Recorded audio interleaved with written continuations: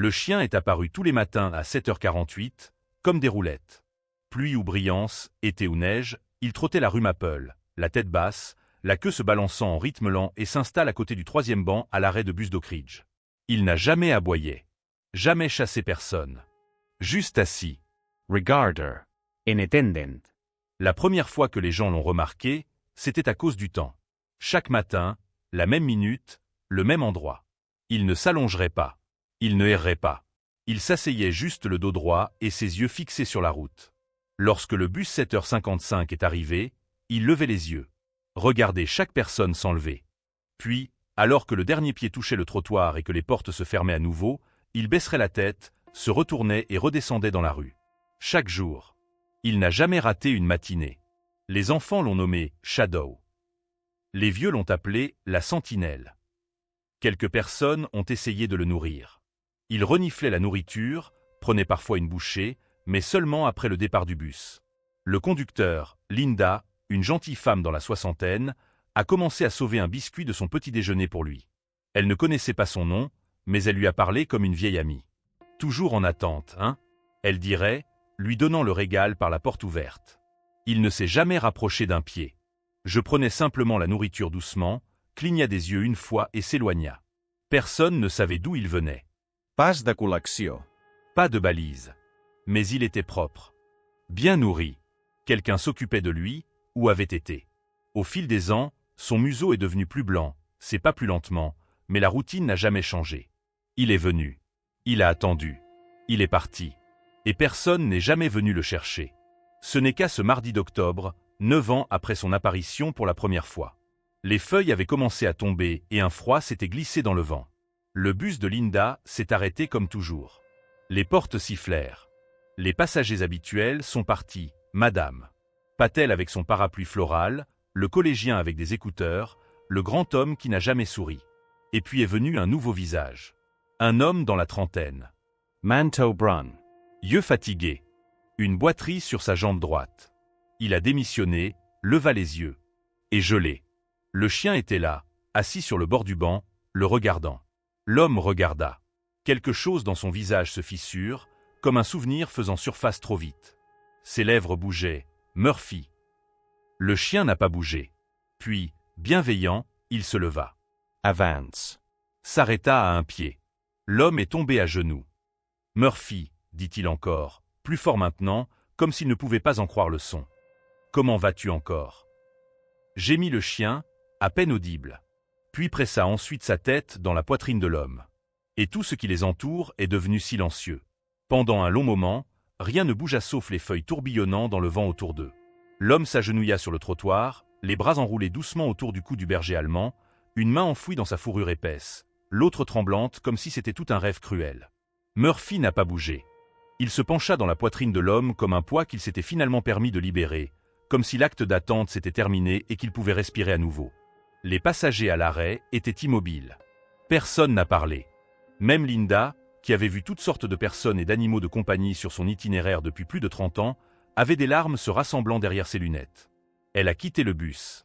« Tu le connais » L'homme leva les yeux, clignotant rapidement. « C'est mon chien » a-t-il dit doucement. Il perdais et pensais. S'arrêta-t-il. A veil. Il a disparu il y a 9 ans. Je ne l'ai jamais trouvé. Il vient ici tous les jours, a déclaré Linda, sa voix se brise. Depuis l'automne 2014. Je n'ai jamais manqué une matinée. L'homme baissa la tête, pressant doucement son front contre celui de Murphy. 9 ans. Murmura-t-il. Tu m'attendais? Murphy a laissé échapper une longue haleine lente, comme en réponse. L'homme s'est assis sur le trottoir, gardant toujours une main sur le dos du chien. Je m'appelle Jake, a-t-il déclaré à la foule de rassemblement. Et ce garçon, c'est Murphy. Il regarda autour de lui. Depuis combien de temps est-il vraiment venu ici? Chaque jour, répéta Linda. Comme des travaux d'horlogerie. La pluie, la neige, les vagues de chaleur. Toujours à 7h48, attendent le bus. Regarde chaque personne. Puis remonte de la même manière que lui. Jake baissa de nouveau son chien, les yeux écarquillés d'incrédulité. Il avait l'habitude de marcher avec moi à l'arrêt de bus. Quand je travaillais au centre-ville. À l'époque, je lui disais de rentrer chez moi une fois que je suis monté, et il l'a toujours fait. Mais un matin, il s'arrêta. Je ne suis jamais revenu. J'ai été heurté par une voiture traversant la rue dans la ville. J'ai passé des semaines à l'hôpital. Des mois en cure de désintoxication. Ma mémoire était disparue. Je ne me souvenais même pas que j'avais un chien au début. Au début, au moment où je suis sorti, tout avait changé. Il leva les yeux. Je suis retourné chez nous, mais Murphy était parti. Les voisins ne l'avaient pas vu. Je l'ai cherché pendant des mois. Des années, même. Rien. Il s'arrêta.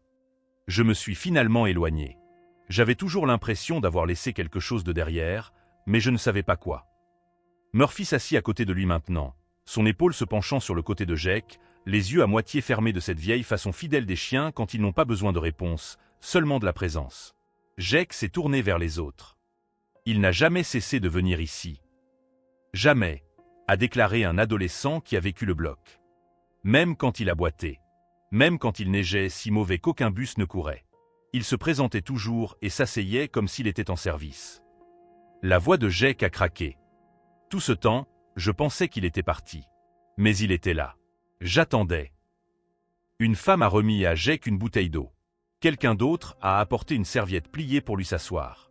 La communauté qui avait regardé Murphy depuis près d'une décennie se rassemblait maintenant autour de Jake avec la révérence silencieuse réservée au homecoming trop impossible à expliquer. Après un certain temps, Jake se leva, les genoux douloureux, le cœur battant. Murphy se leva à côté de lui. Il n'a pas hésité lorsque Jake a ouvert la porte de sa voiture. Il est monté comme s'il l'avait fait 1000 fois auparavant. La foule a regardé en silence Jake boucler, a commencé le moteur, puis a roulé dans la fenêtre. « Merci », a-t-il dit, « pour avoir pris soin de lui, pour l'avoir laissé continuer à croire que je reviendrai. » Linda Esavanka. Il a pris soin de nous tous d'une certaine manière, a-t-elle déclaré avec un sourire.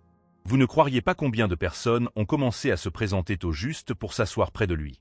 Certains jours, c'était comme s'il était le seul à nous rappeler d'espérer. Jake a avalé dur. Il a toujours été meilleur dans ce domaine que moi. Et puis, avec une écorce douce du siège passager, la voiture s'est éloignée. La foule a salué. Et pour la première fois en 9 ans, le banc à côté de l'arrêt de bus était vide, et c'était bien. La maison de la route se sentait à la fois inconnue et instinctive, comme se réveiller d'un rêve que vous aviez depuis des années, mais je ne me souvenais pas. Jake a continué à jeter un coup d'œil au siège passager où Murphy se gisait maintenant, la tête reposant contre la porte, les yeux scannant les arbres et les maisons se précipitant. De temps en temps, Jake tendit la main et brossait ses doigts à travers la fourrure épaisse de Murphy, juste pour confirmer qu'il était réel. Ce n'était pas un souvenir ou un rêve ou un truc cruel. « Tu as l'air plus âgé », chuchota Jake avec un rire doux. « Je suppose que je le fais aussi. » Murphy cligna des yeux, puis laissa échapper un souffle bas et satisfait par son nez, comme pour dire « Oui, mais nous sommes toujours là. » La cabine n'avait pas changé. Il était assis sous 2 chênes massifs, un peu tordus du temps et du temps, mais toujours debout, toujours en attente, comme il s'attendait toujours à ce que quelqu'un revienne. Jake s'est arrêté lentement dans l'allée de gravier, comme si elle avait peur que la vitesse brise la paix fragile entourant cette réunion. Le Porsche grinça sous ses bottes. Il a déverrouillé la porte, est entré à l'intérieur, et s'est fiancé. L'air était toujours. Il y avait de la poussière sur les étagères, des journaux enroulés par la porte. Il n'était revenu qu'une seule fois, il y a des années, juste pour prendre quelque chose. Depuis lors, il avait été abandonné. Ou conservé, selon la façon dont vous l'avez vu. « Entrez », dit-il doucement. Murphy le plongea devant lui comme aucun temps ne s'était passé du tout. Il entra directement dans le salon, recroquevilla dans le même coin qu'il avait toujours, et ferma les yeux. Jake regarda, le souffle se rattrapant dans sa gorge. « Vous vous souvenez de tout, n'est-ce pas ?» Il coulait dans le vieux fauteuil. Les ressorts gémissaient sous lui, mais il s'en fichait. Son esprit tourbillonnait de souvenirs qu'il pensait qu'il avait perdus. Des matins frayés avec du café sur le porche, le bruit des pattes de Murphy sur le sol, la façon dont il attendrait patiemment par la porte lorsque Jake est parti pour le travail. Ce n'est que maintenant que Jake a vraiment ressenti le poids des années manquantes. Pas seulement le temps qu'il avait perdu, mais la vie qu'il avait perdue. Et pourtant, ce chien, cette créature d'os, de fourrure et de cœur, avait attendu. Avait cru. Il a préparé le dîner, des œufs inscrits, du pain grillé et un petit poulet grillé juste pour Murphy. Le chien mangea lentement, mais sa queue battait une fois contre le sol. Plus tard, alors que la nuit s'installait et que le vent commençait à chuchoter à travers les arbres, Jake s'est assis près du feu et a porté sa main le long de la cicatrice sur la jambe de Murphy. Cela n'avait pas été là auparavant. Il en savait beaucoup. Certaines nuits au cours de ces années, Murphy s'est-il battu pour survivre? Dormait froid sous les auvents ou dans les ruelles? Combien de kilomètres avait-il parcouru avant de trouver l'arrêt de bus et de décider de rester? Jake ne saurait jamais. Mais il n'avait pas à le faire. Parce que ce qui comptait, ce n'était pas ce que Murphy avait vécu. C'était le fait qu'il n'avait pas abandonné. Il n'avait pas cessé de croire qu'un jour, sa personne reviendrait. Et maintenant, Jake avait. Cette nuit-là, Jake n'a pas dormi dans son lit. Il a retiré une couverture du canapé, enroulé à côté de Murphy sur le tapis, et a chuchoté dans le silence. « Je suis désolé que cela m'a pris si longtemps. » Murphy se rapprocha. Reposa sa tête contre la poitrine de Jake. Et pour la première fois en près d'une décennie, les deux ont dormi toute la nuit sans rien attendre.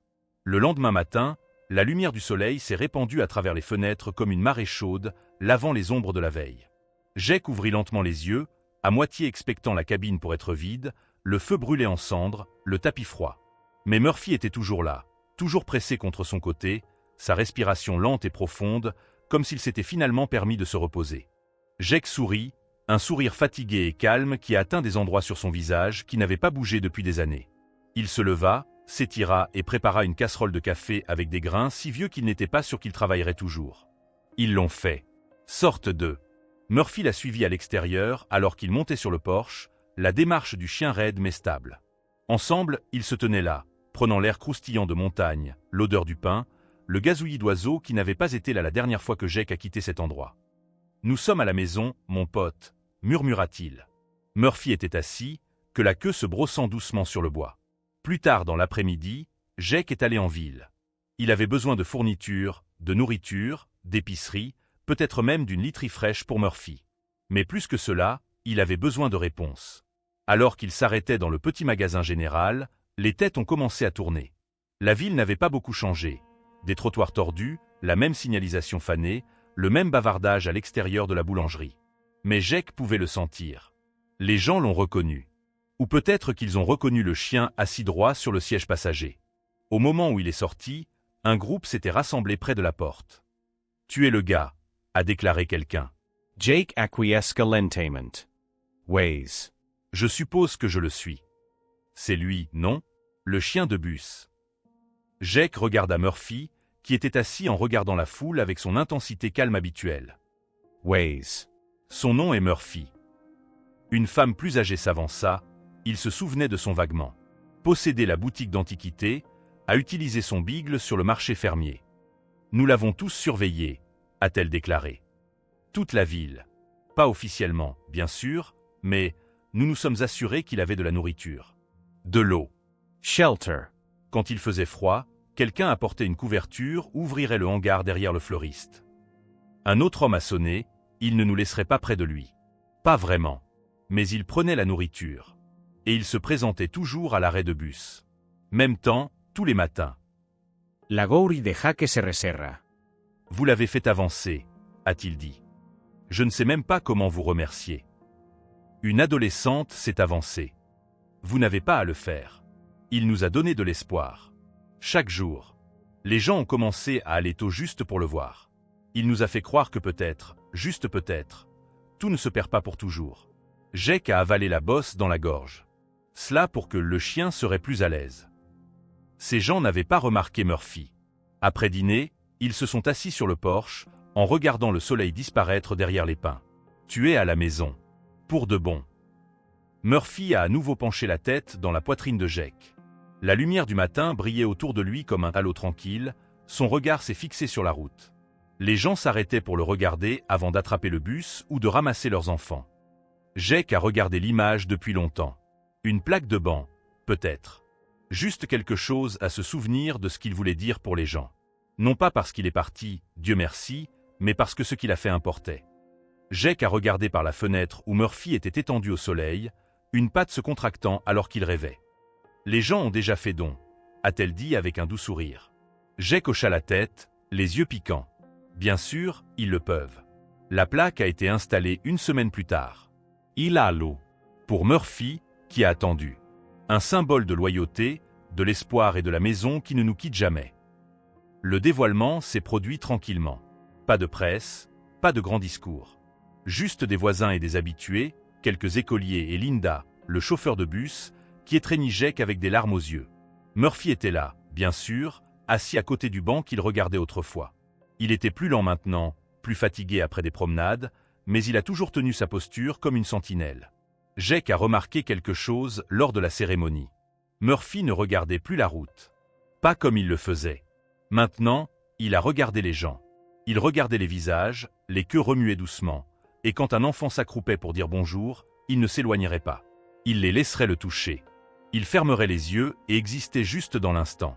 Comme si la partie de lui qui avait été enfermée derrière le devoir s'était finalement défait. Cette nuit-là, Jake a ramené Murphy à la cabine et s'est couché à côté de lui sur le tapis. Le feu crépitait, jetant des ombres dansant sur le plafond. Jake a chuchoté. « Tu n'as plus à surveiller, tu sais? Tu as fait ton travail. Mieux que quiconque ne le pourrait jamais. » Murphy s'étira, des pattes se contractent une fois de plus, et pressèrent doucement son museau contre le côté de Jake. Pour la première fois depuis des années, Jake n'avait pas l'impression que quelqu'un reconstruisait une vie brisée. Il se sentait entier. Et pas parce que quelque chose de perdu avait été retourné, mais parce qu'il ne l'avait jamais vraiment quitté. Il attendait, regardait, espérait, au bord de la route où tous les grands voyages commencent et se terminent. Fall a cédé la place à l'hiver lentement cette année, comme si la nature elle-même était réticente à changer la saison de l'histoire de Murphy. Le vent est devenu plus frais, les arbres perdent la dernière de leur couleur et un léger saupoudrage de neige a commencé à givrer les routes menant la montagne vers la cabine. Jake ne le dérangeait pas. L'immobilité lui convenait. La vie avait à nouveau retrouvé son rythme, simple, calme, rempli de longues promenades, de repas chauds et du poids réconfortant de Murphy toujours à proximité. Ils sont tombés dans une routine semblable à celle qu'ils avaient partagée avant l'accident, seulement plus douce, plus douce. Jake avait changé. Murphy aussi. Mais pas d'une manière qui en faisait des étrangers. Si quoi que ce soit, ils s'assemblent mieux maintenant, comme deux livres manquant la même page, s'appuyant les uns contre les autres pour l'équilibre. Jake avait recommencé à écrire. Rien de formel, juste un cahier qu'il a gardé par le feu où il a griffonné des pensées, des histoires, des éclairs de mémoire qui sont revenus en morceaux. Certains étaient à peu près au passé, avant l'accident. D'autres portaient sur le temps de Murphy à l'arrêt de bus, comme racontés par les histoires que les voisins avaient partagées. Mais la plupart étaient à peu près l'amour. Amour calme, attendant, inconditionnel. Murphy a passé de bons jours et plus lents. Jake l'a emmené chez le vétérinaire, qui s'est émerveillé de sa résilience. « Vous savez, » dit le médecin, passant une main le long de la colonne vertébrale de Murphy, beaucoup de chiens n'auraient pas duré la moitié aussi longtemps. Il a dû avoir une raison. Jake Surratt. Il l'a fait. Cet hiver, les gens ont commencé à monter sur la colline pour leur rendre visite. Peu d'eux. Seulement un ou deux à la fois. Les anciens passagers en bus, des enfants qui avaient grandi en regardant Murphy chaque matin, un mécanicien à la retraite qui se souvenait d'avoir sorti un radiateur par le banc de janvier gelé. Ils sont tous venus avec une histoire. Et ils ont tous apporté quelque chose pour Murphy. Des traits, des jouets, de vieilles photos. Jake n'a jamais demandé rien. Mais il a accepté comme quelqu'un qui a finalement compris ce que cela signifiait de partager votre cœur avec le monde. Le matin de Noël, Jake s'est réveillé pour trouver Murphy qui attend déjà près de la porte, la queue se balançait doucement. Il avait neigé dans la nuit, épais et propre, et le monde à l'extérieur avait l'air neuf. Jake ouvrit la porte, et ils sont montés sur le porche, côte à côte, respirant l'air tranchant et silencieux.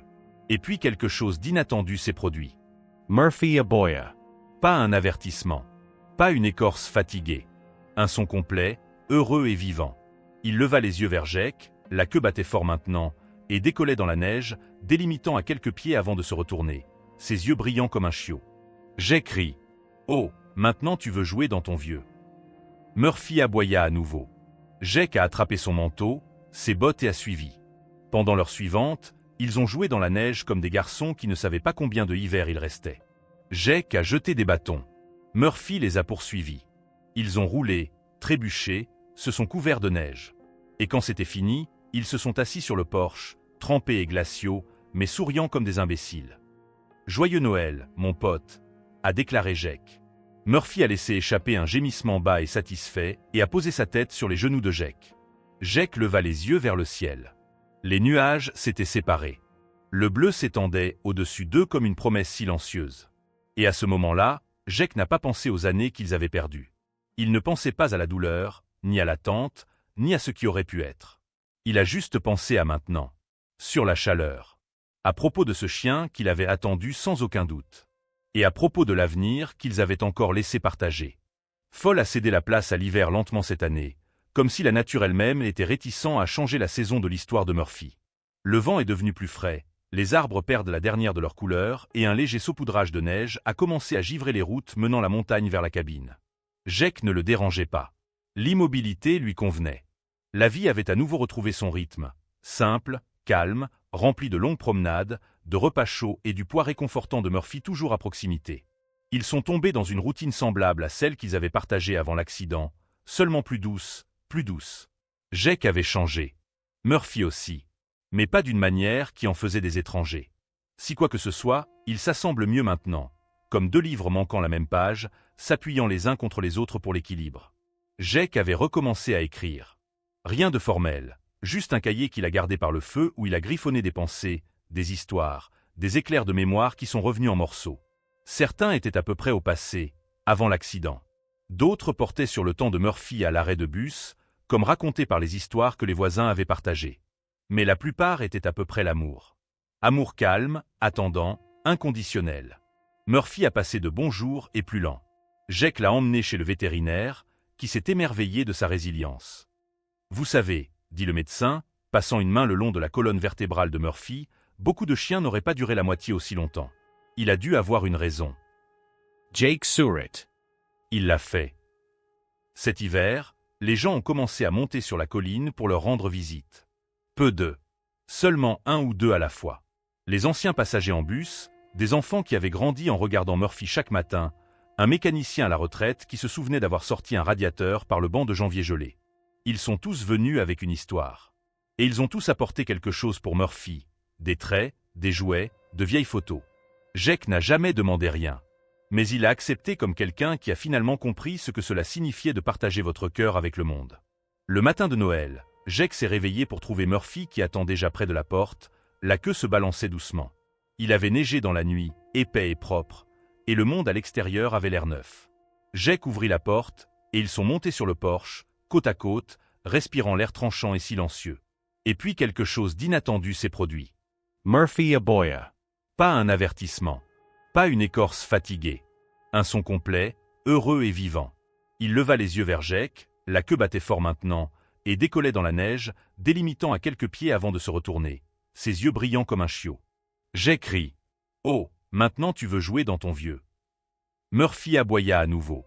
Jake a attrapé son manteau, ses bottes et a suivi. Pendant l'heure suivante, ils ont joué dans la neige comme des garçons qui ne savaient pas combien de hiver il restait. Jake a jeté des bâtons. Murphy les a poursuivis. Ils ont roulé, trébuché, se sont couverts de neige. Et quand c'était fini, ils se sont assis sur le porche, trempés et glaciaux, mais souriant comme des imbéciles. « Joyeux Noël, mon pote !» a déclaré Jake. Murphy a laissé échapper un gémissement bas et satisfait et a posé sa tête sur les genoux de Jake. Jake leva les yeux vers le ciel.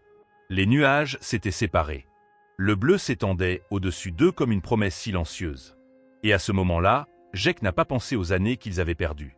Il ne pensait pas à la douleur, ni à l'attente, ni à ce qui aurait pu être. Il a juste pensé à maintenant. Sur la chaleur. À propos de ce chien qu'il avait attendu sans aucun doute. Et à propos de l'avenir qu'ils avaient encore laissé partager.